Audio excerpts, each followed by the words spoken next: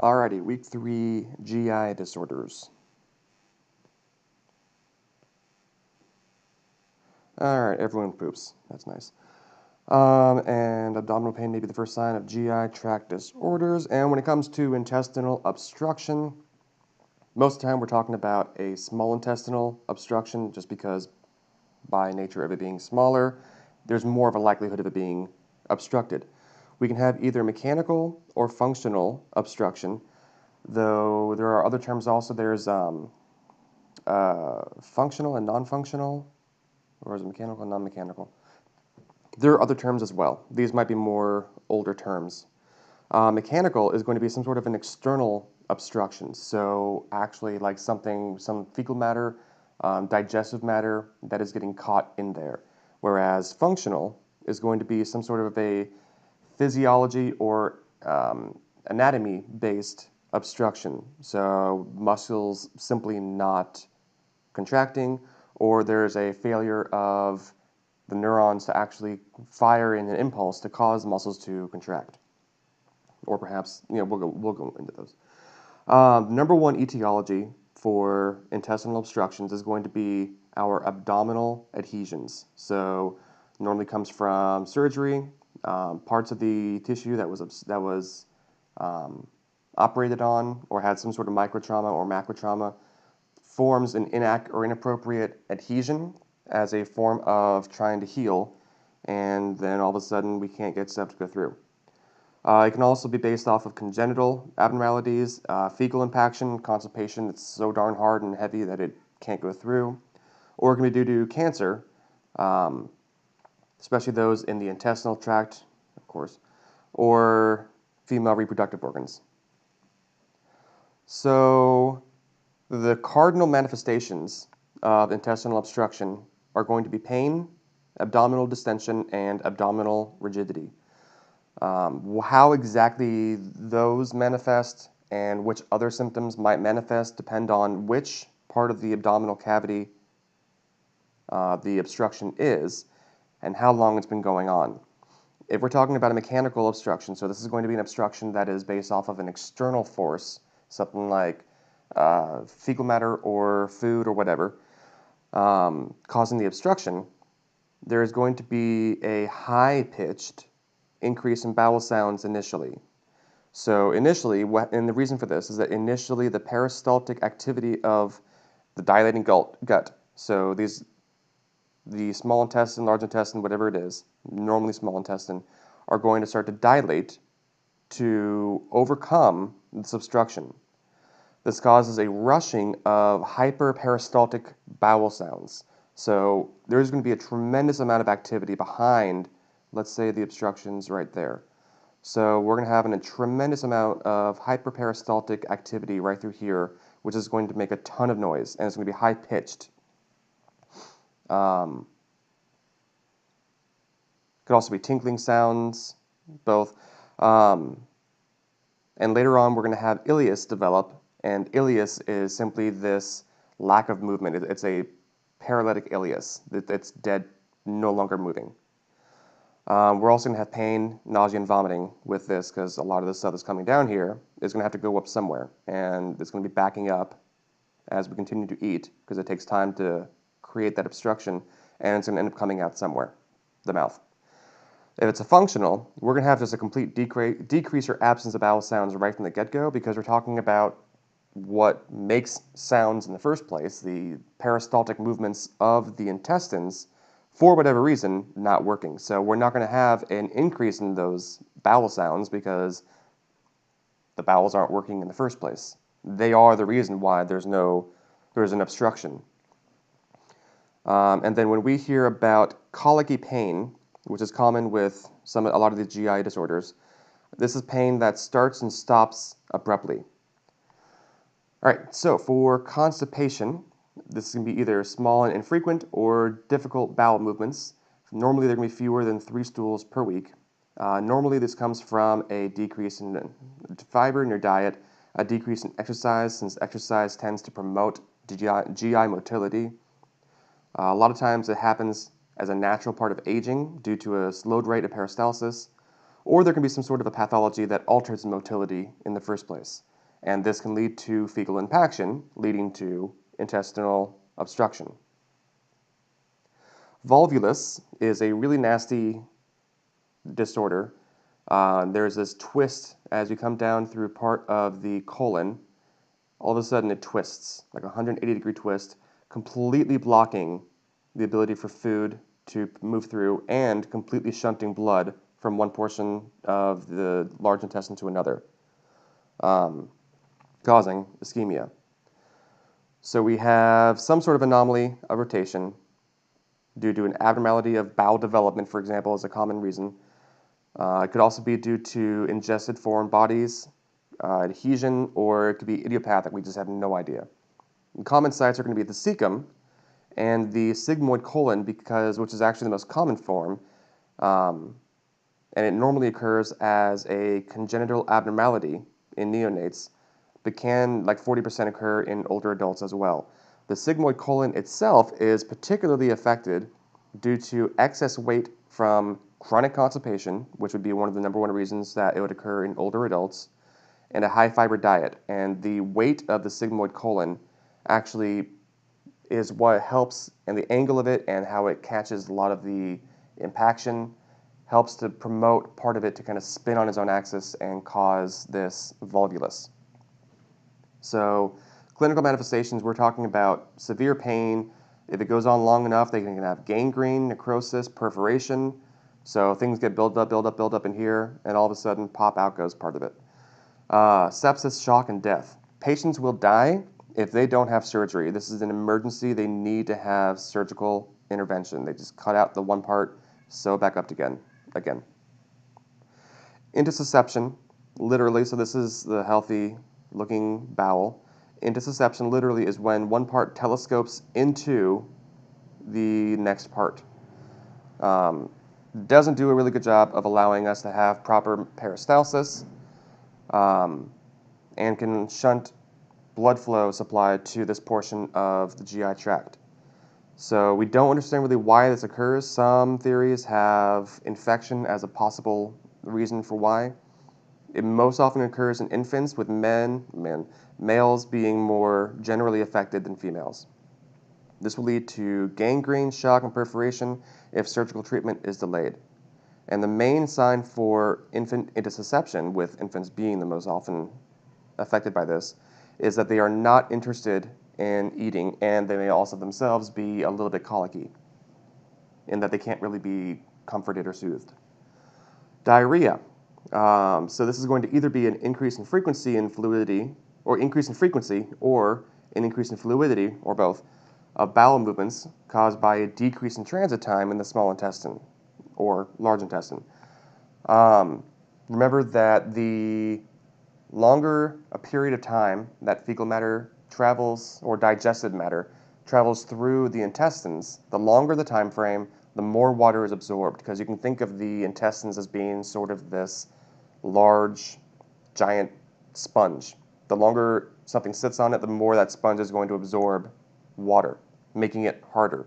If we rush material, digested matter through the intestines, then we're not going to have that much absorption, because we're just going to be pushing it all through to the rectum.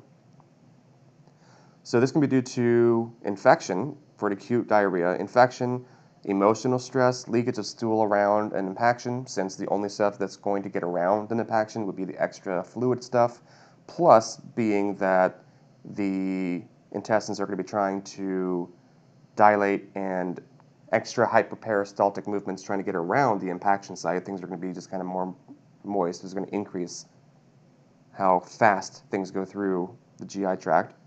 For chronic diarrhea, it's chronic when it's occurring for more than 4 weeks.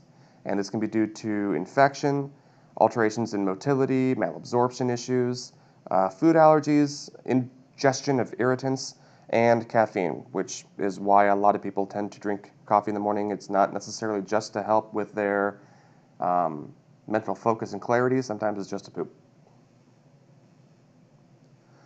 So we can have different types of pathophysiologic mechanisms. So we have osmotic mechanisms.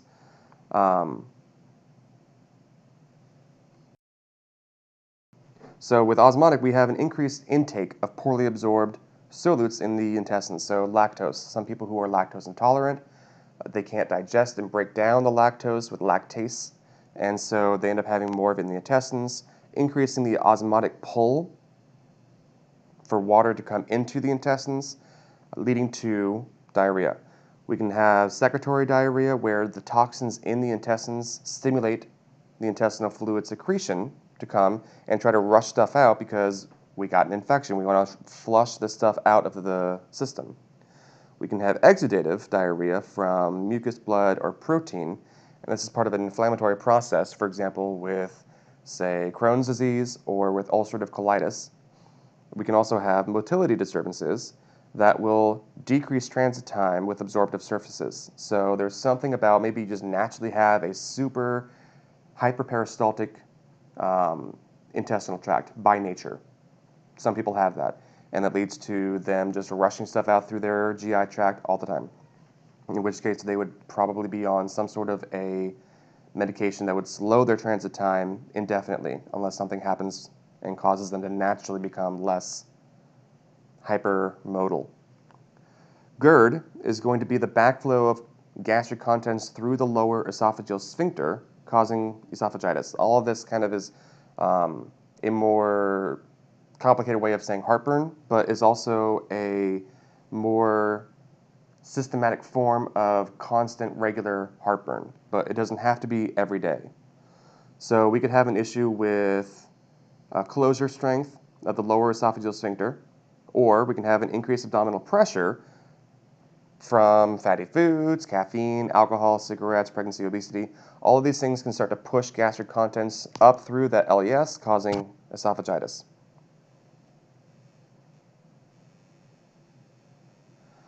The clinical manifestations of this are going to be heartburn, regurgitation, vomiting, or just having it kind of go up a little bit through the esophagus and then you're swallowing it back down.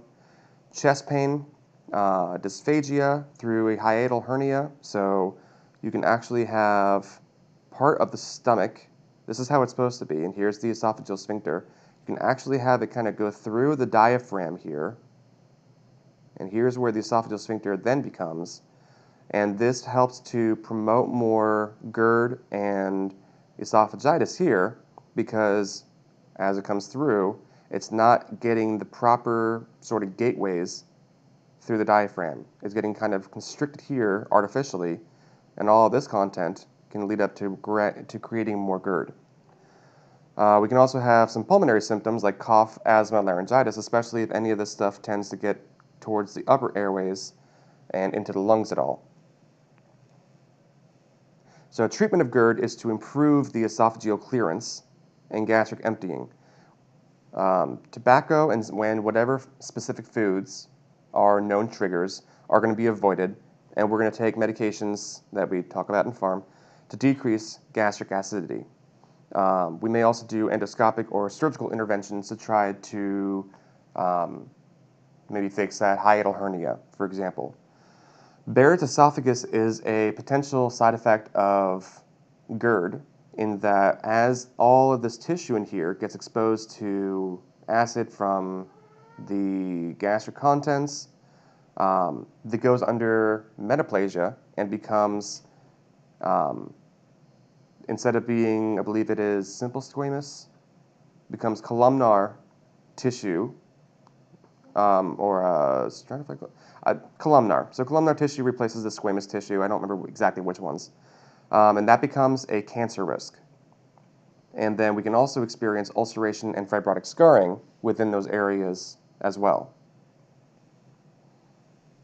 Peptic ulcer disease comes from acid and pepsin and comes from an inability of defensive mechanisms to protect against aggressive mechanisms.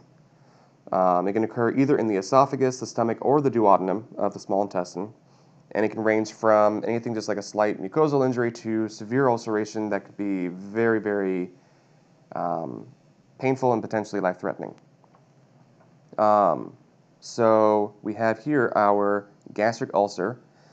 A very common etiology for it is Helicobacter pylori, H. pylori, And as we can see here, these are the little H. pylori guys who are coming in here and destroying parts of the gastric tissue.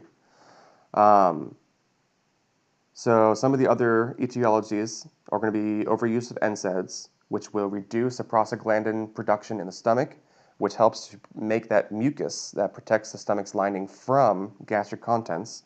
Same thing with glucocorticoids. You can also have smoking and genetics play a significant role.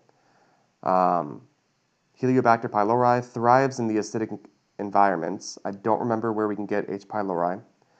But then clearing it out with antibiotics helps to promote ulcer healing.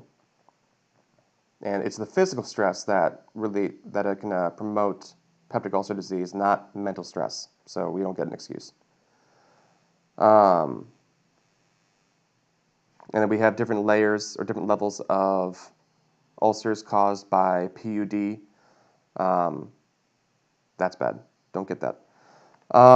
We are going to have epigastric burning pain, so sort of pain right above or on the stomach, middle of the chest. Usually is relieved by food, and which can often then lead to overeating to help relieve signs and symptoms. So a person may report having an increase in weight gain or increased weight over the past few weeks, months, whatever. And the pain often occurs in 30 minutes to 3 hours after a meal, and especially in older adults, if they have peptic ulcer disease, it can be a life-threatening issue based on them starting to promote a GI bleed without any warning and without much to really catch it until it's a little bit too late. Treatment, we're going to be looking at our typical reduce acidity in the gastric contents drugs. So histamine type 2 antagonists, proton pump inhibitors, sucralfate. And for H. pylori, we're specifically going to use antibiotics since H. pylori is a bacteria. We're going to avoid the known exacerbating items such as drugs, smoking, foods, alcohol, and then we're going to try to reduce stress. No, come on.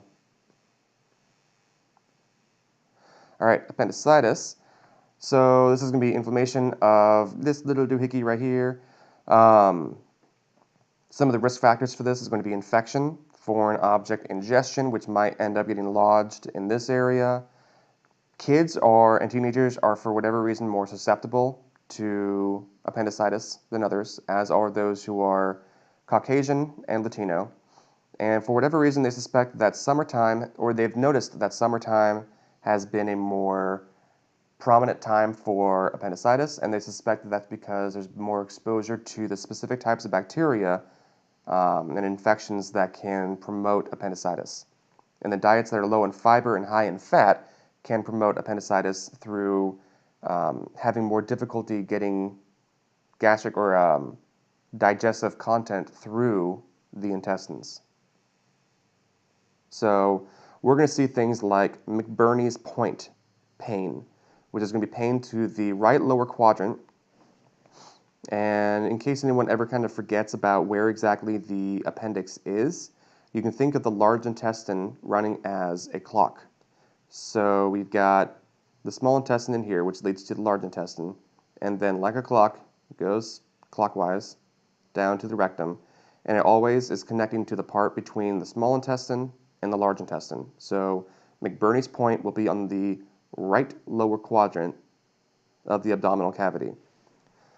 We're going to have diarrhea, nausea, vomiting, and then systemic signs of inflammation such as femur, increased white blood cell counts, and we're going to see, like, for example, maybe erythrocyte sedimentation rate going up, as well as CRP, which are just systemic inflammation signs. The treatment is going to be immediate removal, appendectomy. There's not really anything else we can do about it. We may give them antibiotics and fluid or electrolyte replacement, depending on whether there's also an associated bacterial infection as well. If it's untreated, may result in rupture and then peritonitis, which can be very severe and lead to sepsis itself. All right, diverticulosis is going to be where we develop diverticula, or herniations, in the colon. So these little guys right here, these little, come on, show up. What are you doing? Here. These little guys here are little diverticula. This is how it's supposed to look. And then we've got here some bumps. Those aren't supposed to be there. Those are diverticula. Diverticulitis is going to be when these little guys get inflamed. Diverticulitis. Diverticulosis. Diverticulitis. And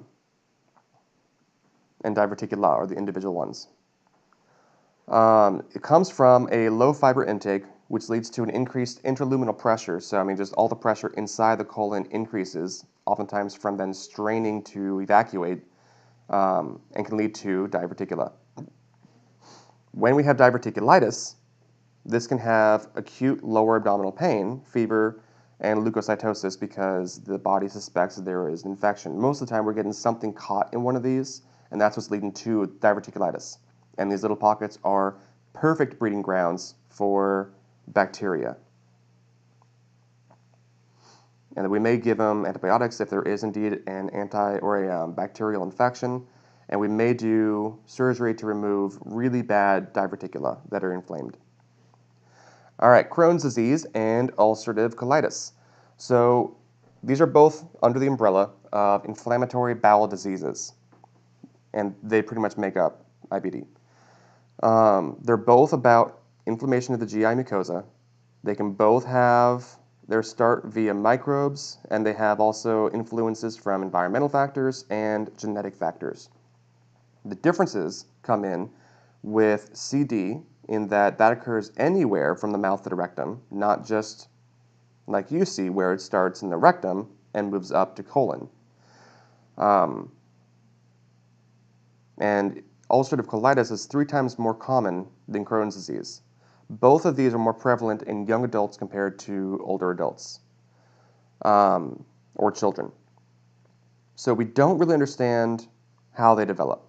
There are theories that involve a genetic or immunologic and environmental influences that can contribute to an overactive inflammatory response, to minor triggers that to healthier people might not have a response at all. It could also be based off of an autoimmune response to normal intestinal bacteria. So they don't really understand exactly why it's happening. So with Crohn's disease, again, we're talking about anywhere in the body, multiple spots at once. So we got some here, here, here, here, whereas in ulcerative colitis, it starts at the rectum and works its way up the colon. So again, it's sort of a combination of risk factors, dysregulated immune response, genetics, environment, all of those play parts into developing IBD. The one thing that's interesting, or something that's interesting, is in ulcerative colitis, smoking is considered protective while it is considered a risk factor for Crohn's disease. And people who are of specific Jewish descent are at a higher risk for CD and UC compared to others. Okay, we're already on that, blah, blah, blah. So when it comes to the actual development of signs in the intestine, how it changes, this is a normal intestine. In Crohn's disease, we're going to have this fat wrapping around the outside of the intestine. And inside, we're going to have this kind of cobblestoning look, similar to, cobblestone road. The wall itself is also going to get thickened, and we're going to develop fissures through this thick wall. In ulcerative colitis, we're not going to have the fat wrapping. We're not going to have this thickened tube. It's actually going to be kind of worn down a bit. There's going to be ulceration inside. We will have these pseudopolyps that develop, like this here, that, as well as a loss of the haustra, which are like these rings inside, which help with peristaltic motility. When it comes to remembering the clinical manifestations of Crohn's disease versus ulcerative colitis, everything between the two is the same, except diarrhea in Crohn's disease is going to be regular diarrhea, but it's going to be more severe diarrhea with frequent small stools for ulcerative colitis. Both are also going to have bleeding from the rectum. It's going to be more mild in Crohn's disease and more severe in ulcerative colitis. But they're both going to potentially have weight loss, abdominal pain, weight loss from malabsorption and food avoidance because it just hurts to have food go through that area, fever, and fatigue. So we're going to be able to do some diagnostics on patients with CD and UC. Labs are going to show us potentially some changes in complete blood cell counts. ESR is going to be up, and then some issues might exist with our basic metabolic panel. We'll do stool exams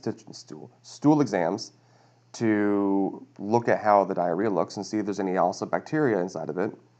Barium studies are going to be helpful in that we're going to be having them either do, most of the time I believe it's an enema. So we're going to have a barium contrast solution put up through an enema and then have fluoroscopy used, which is a real-time X-ray, to analyze the gut.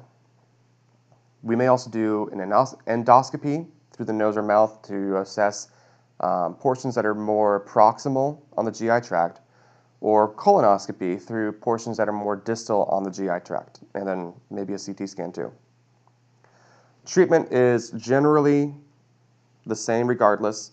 We're going to have corticosteroids for anti-inflammatory aspects, aminosalicylates, which are actually specifically for IBD, antibiotics if they have any bacterial infections, which they are much more prone to, colectomy or ileostomy if they have a section that is so damaged and prone to infections and inflammation that they decide to just take it out. Okay, pancreatic disorders. So acute pancreatitis is actually something that you're going to see pretty regularly if you haven't already in the hospital setting. So it's overall inflammation due to autodigestion from early pancreatic enzyme activity. So literally what happens is there's some form of obstruction of the pancreatic duct, and the enzymes that are supposed to get in to the GI tract to digest food can't get out. They get activated early, and they autodigest the pancreas, which is really horrible sounding. There can also be acinar cell injury that leads to acute pancreatitis or defective intracellular transport mechanisms. So here we've got our duct obstruction. Something along this path here has obstructed the enzymes from leaving and going into the small intestine. And so all of the enzymes that are supposed to leave the pancreas get stuck in here and they get activated because they're kind of like ticking time bombs. And they start to eat away at the pancreas because that's what enzymes do. Well, all right, that's what these enzymes do. They can come from, those are too small. I'm not going to bother with those. We'll get to those in a bit. Acute pancreatitis. So we can also have acinar cell injury that can come from things like alcohol, drugs, trauma, ischemia, viruses. Lots of different things that can itself affect, didn't want to do that, can affect the cells inside the pancreas, the acinar cells, leading to enzymes not being able to get out. They're going to have actually release of intracellular proenzymes, which are also going to activate the regular enzymes as they get released early, leading to acute pancreatitis. We can also have defective intracellular transport mechanisms. So this is supposed to be inside an actual acinar cell with all the little organelles. And here we've got some sort of metabolic injury or alcohol duct obstruction. Proenzymes are not necessarily able to get out of these cells, and so there's intracellular activation of enzymes that should have been gotten out of the cell and into the duct down into the small intestine. Instead, it's just being activated inside the cell, and we're destroying the cell from inside out. So biliary tract disease and alcohol abuse are the most common etiologies for acute pancreatitis. So we're talking gallstones and alcohol abuse. Pancreatic duct obstruction, like with a gallstone, will lead to the release of enzymes in the pancreas, leading to autodigestion, which is the most common form of biliary tract disease. With alcohol, the ethanol actually promotes intracellular accumulation of digestive enzymes, which then activate and autodigest the acid in our cells themselves. So with clinical manifestations of acute pancreatitis, we've got steady, boring, just kind of like drilling, deep, penetrating pain. It can be epigastric, so like above the stomach, or left upper quadrant and radiates sort of to the back.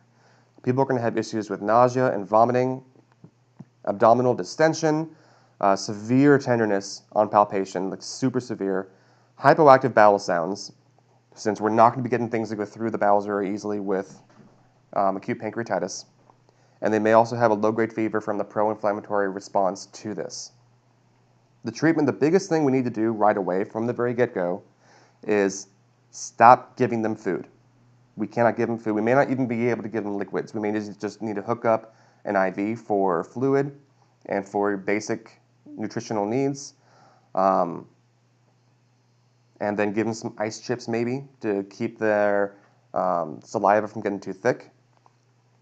Because as we give them pancreatic or anything to eat, they're going to release more pancreatic secretions, making the acute pancreatitis worse.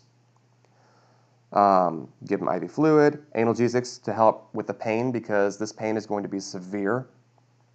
They may need to be in the ICU because of how severe it can get. If it gets really bad, they may need to do a pancreatectomy, but hopefully it's just partial because a full pancreatectomy is very, very, very difficult to manage afterwards.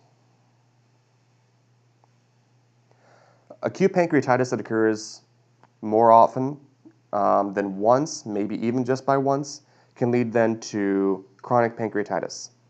Chronic pancreatitis is much more common in people who have very high uses or intakes of alcohol.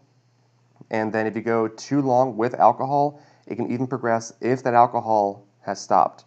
Some people are also unfortunate enough to have hereditary predisposition towards chronic pancreatitis.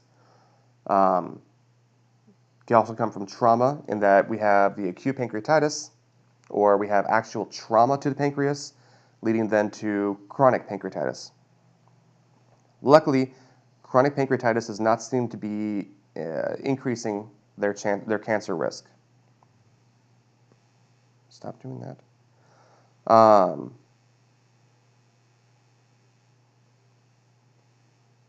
Okay. So we've got our chronic inflammation lesions, pancreatic tissue necrosis, leading to fibrosis and calcification, which then obstructs the flow of enzymes. And it can come in waves of exacerbations and remissions. And so we still have that steady, boring epigastric pain that radiates to the back. This is going to be our first symptom that we're going to notice. And the acute pancreatitis can lead then to that pancreatic dysfunction, each individual acute pancreatitis episode. It can also develop diabetes because of the impact to insulin-producing cells, because of progressive loss of pancreatic islets. We can have malabsorption syndromes due to the fact that our enzymes are in our pancreas, and they help to get access to our nutritional needs or to our nutrition in the food we eat. So we can have a malabsorption of fat and vitamins, other materials as well. We'll have weight loss potentially because of that malabsorption, and the pain can kind of actually burn out in that they no longer have pain, but they still have damage that's ongoing even after 5 years. All right, gallbladder stuff. So gallbladder stones, we've got cholesterol saturation of the bile, so the bile gets a high concentration of cholesterol compared to what it's supposed to be. That cholesterol will then come out of suspension. They'll precipitate into crystals, making them very, very hard and sharp, leading to then the cholesterol gallstone formation. So cholelithiasis is actually just the same thing as saying, I've got gallstones. So this right here, these gallstones, this is cholelithiasis. Some risk factors for this are going to be prolonged fasting or rapid weight loss. They don't exactly understand why at this point.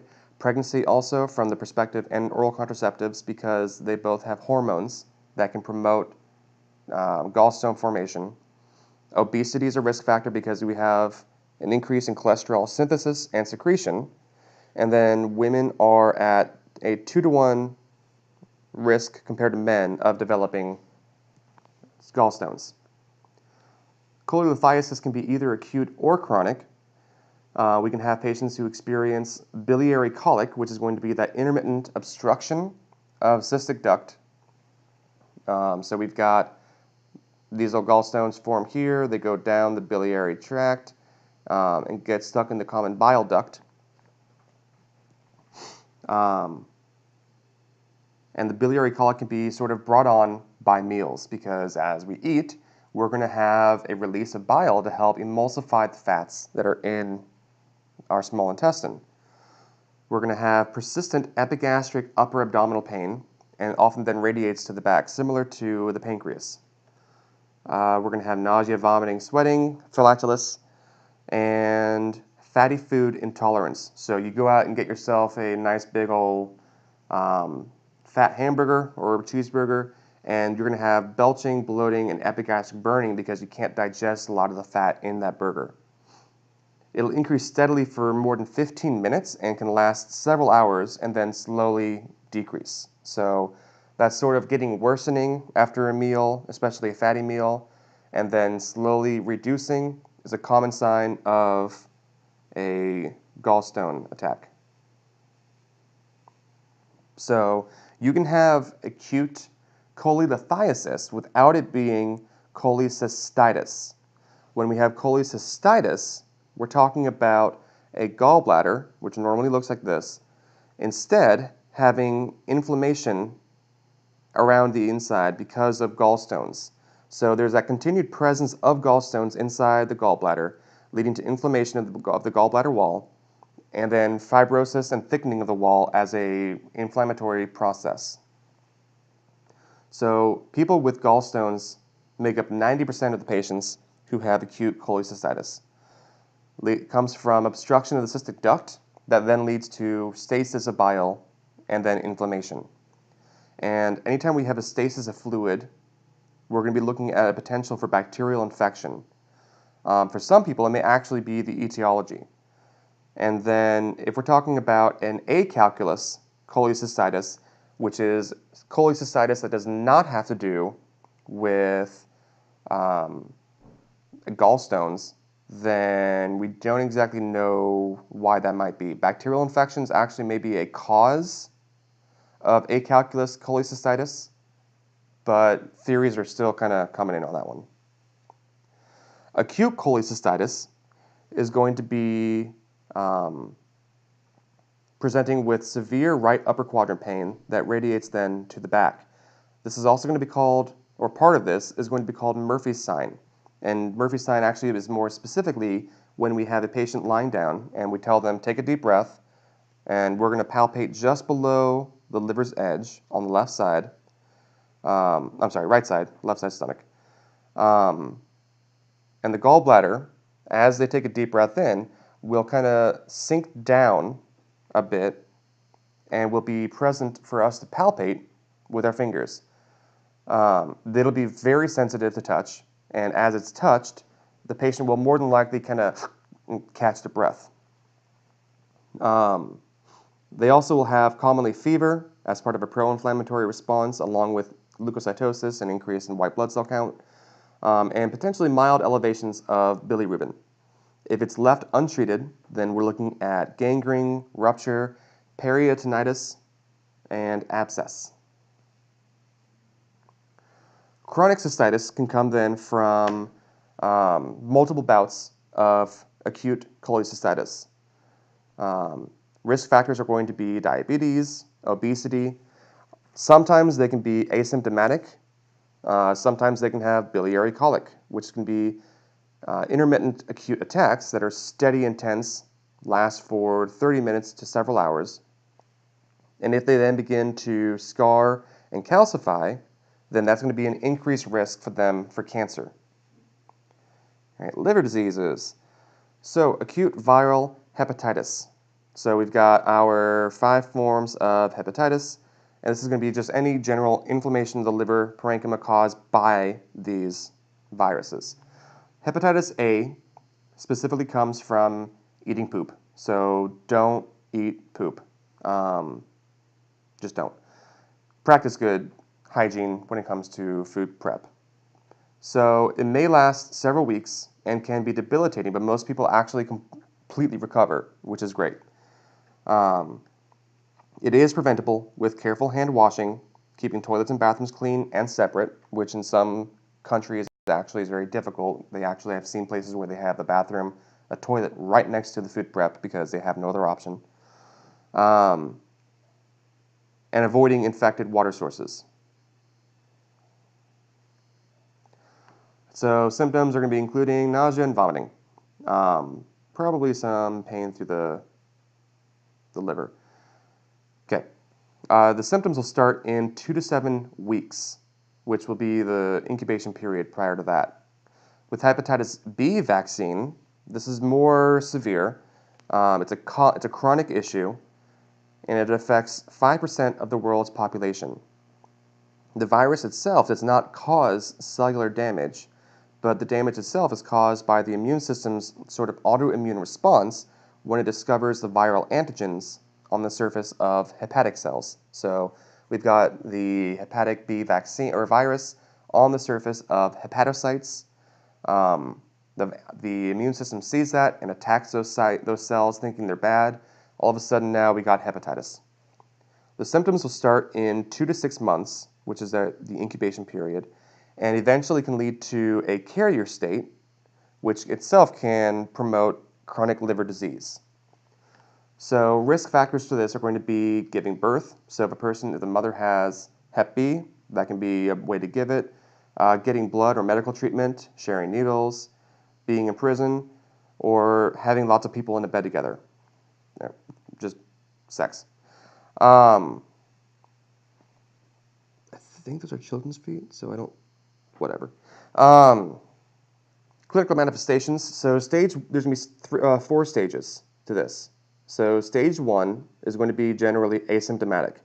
This is going to be our incubation period, but we are able to transmit the virus at this point. Stage 2 is going to be the inflammatory stage. So at this point, which is going to last for about 3 to 4 weeks. We're going to have flu-like symptoms.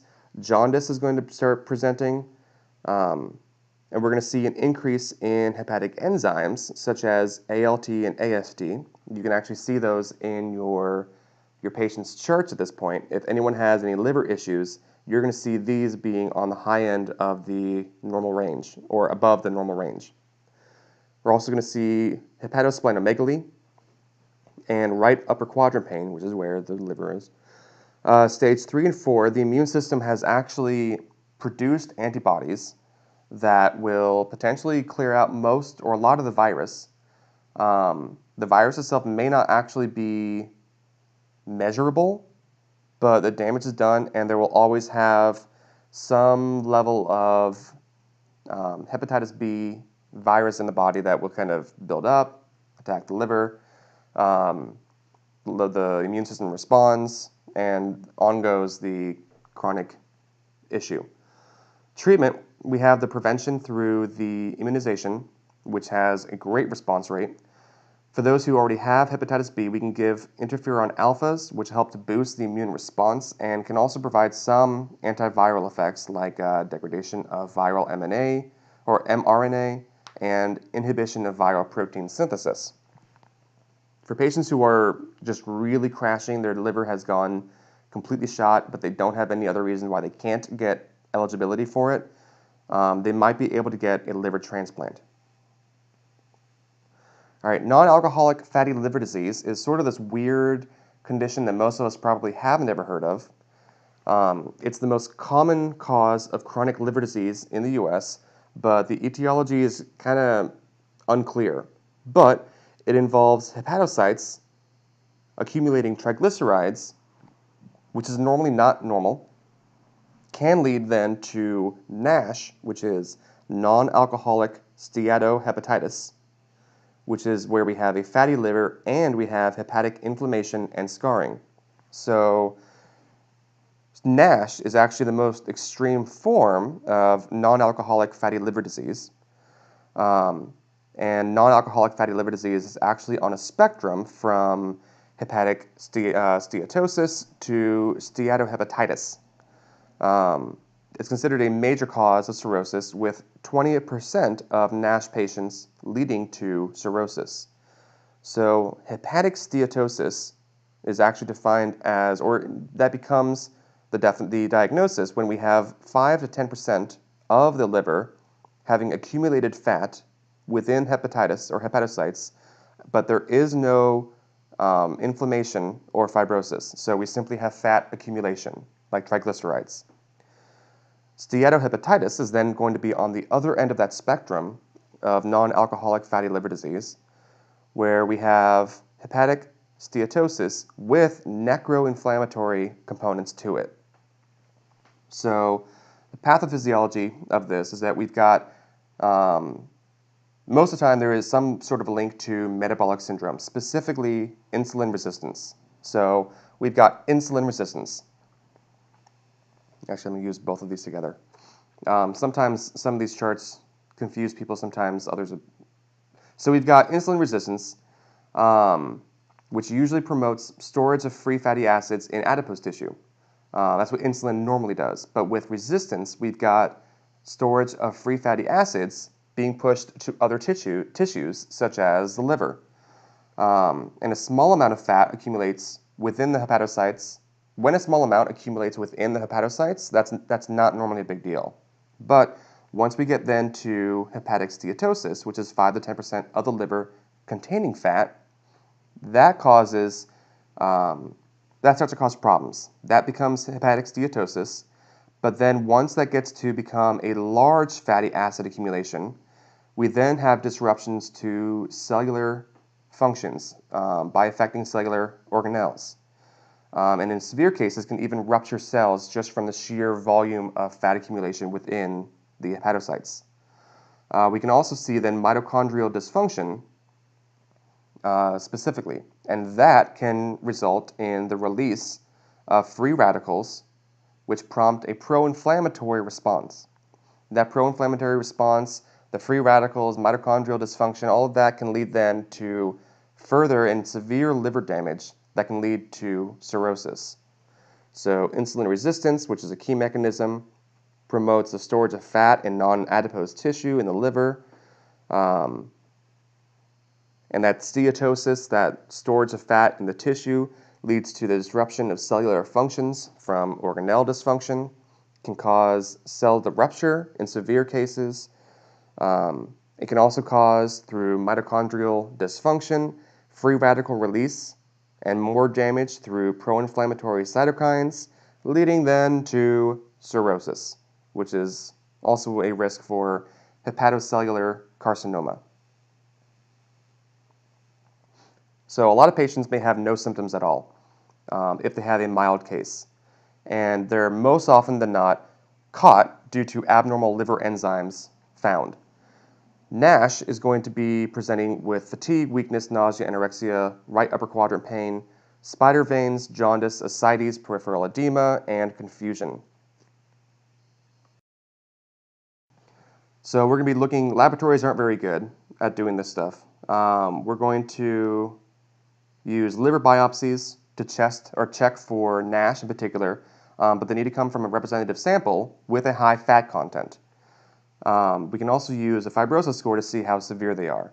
And we're going to be trying to treat them with exercise, weight loss, bariatric surgery, trying to fix insulin resistance and lower the lipid contents in the blood.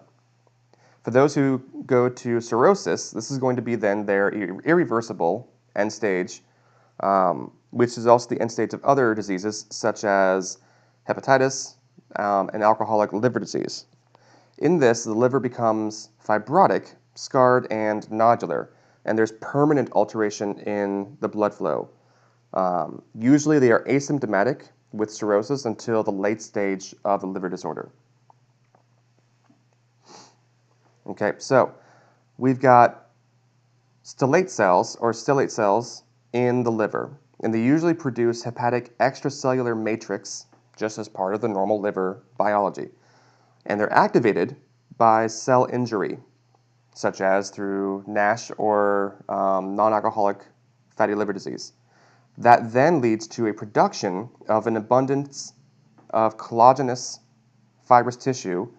When that extra collagenous fibrous tissue exerts a constrictive effect on the portal venous system. So we end up with portal venous hypertension from the obstructed blood flow through the liver.